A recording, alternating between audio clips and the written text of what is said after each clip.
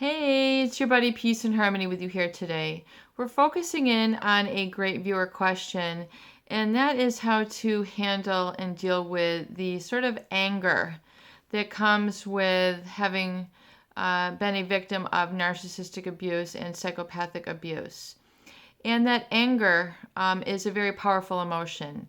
It can be very much a negative emotion if it's not handled the right way, and it can be very much a positive emotion if it's handled the right way. And the anger really has its origin in feeling violated, in feeling like your boundaries had been crossed, that you had been essentially used as a supply or someone really meant to be servile to another's needs versus being respected, validated, and mirrored for the wonderful, authentic, real, genuine, caring person that you were.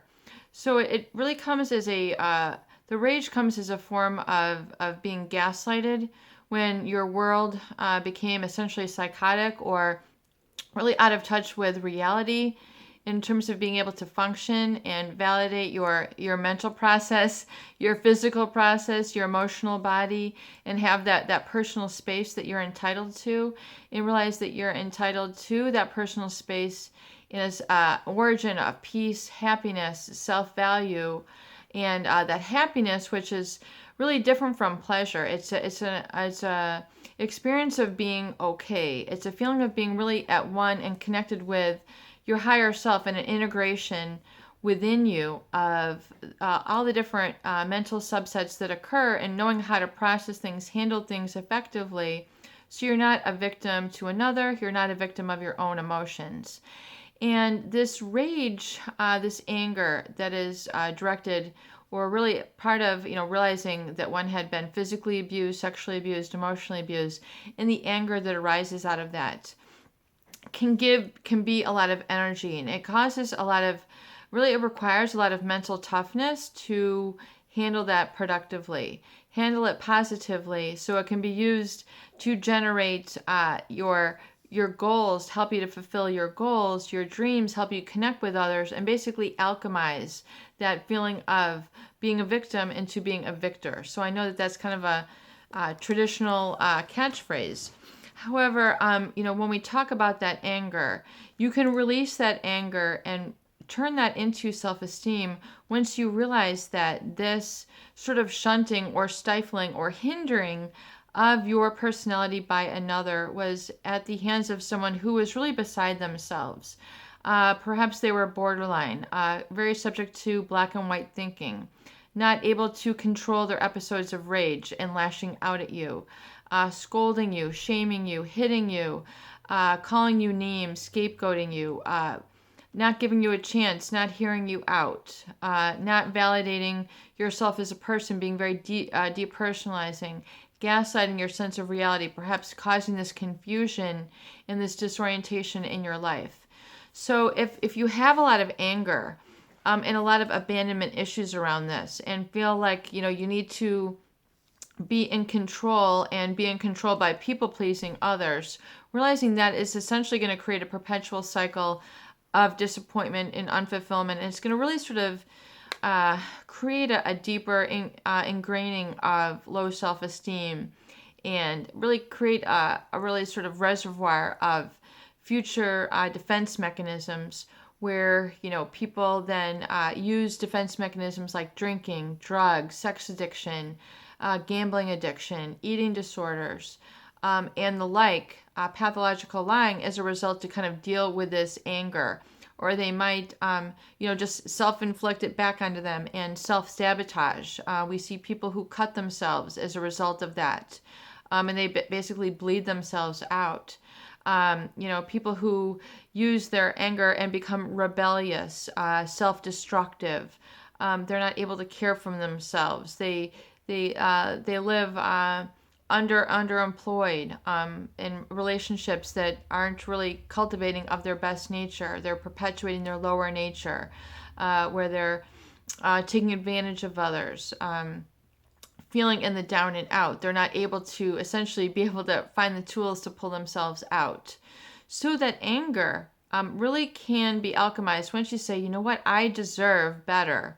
I am better. I am a wonderful person. I am giving. I am caring. I have the truth inside of me. I am liberated by my truth, and I'm liberated by being my best self, and I deserve to be around others who mirror, validate, reflect, and value me for the person that I am. And it's okay to be a person of value. Not that it has to be, way up top, up high, 59 miles into the sky, where I'm so much better than others that I'm just going to squash others, step on them, ridicule them, and feel like I'm, superior and better than others. That's not what self-esteem is. True self-esteem and true self-power, empowerment, is knowing that you are a good person and you deserve to be treated with respect, and that you treat yourself with respect. And furthermore, when you do that, others are able to treat you with respect and validate your internal sense of self-value. So it's a very sort of gentle, relaxed experience when you are in a state of a self-value, and then therefore you value others. You're able to experience an experience of value, and it's not a narcissistic supply sort of exchange. It's very much a core base of integrity, valuing others, doing the right thing, treating others with respect, treating others with courtesy, being able to give credit where credit is due, being able to give love where love is due, giving love in the right places and finding love in the right places versus trying to find love in all the wrong places. So it's being able to embrace and trust in the good, the positive within you, and knowing that it is you, and allowing that to exist, flourish, and really come from that space within you, and not the anger. You can have the anger, but really, if you kind of understand that the anger is more really, you're saying, I deserve better. I am better. I am a person of value. I am a person of respect. I am a person of love.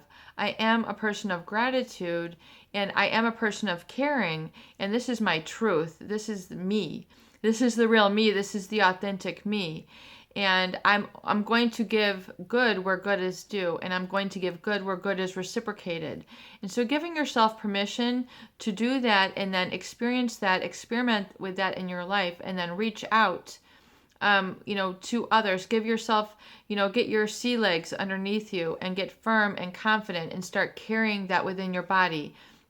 What they call presence, and what they call, executive presence. Someone who has a sense of self-contained value. It's a disciplined positivity. It's a disciplined growth. It's a disciplined self-esteem. And furthermore, coming from that core, and it's really, once you give yourself a chance to feel that, which is the boundary declaration, and feeling safe, feeling that peace, feeling that quietness, and then furthermore, deflecting off that toxicity, the negativity that hitherto was projected your way, you can then come from that positive space and use that energy to create positivity, fulfillment, and happiness, and wonderful, fulfilling, and happy relationships, which have the back and forth, and a lot of fun, happiness, joy, fulfillment in those sort of dynamics, versus the shame-based relationships before that you no longer engage in. You just literally say, no, I'm not engaging in that anymore. I'm not going to perpetuate those cycles of anger. I'm releasing those and let those go. Peace and harmony with you here today. I hope these videos do help. Please share and please subscribe for more great tools, videos, discussion, and support.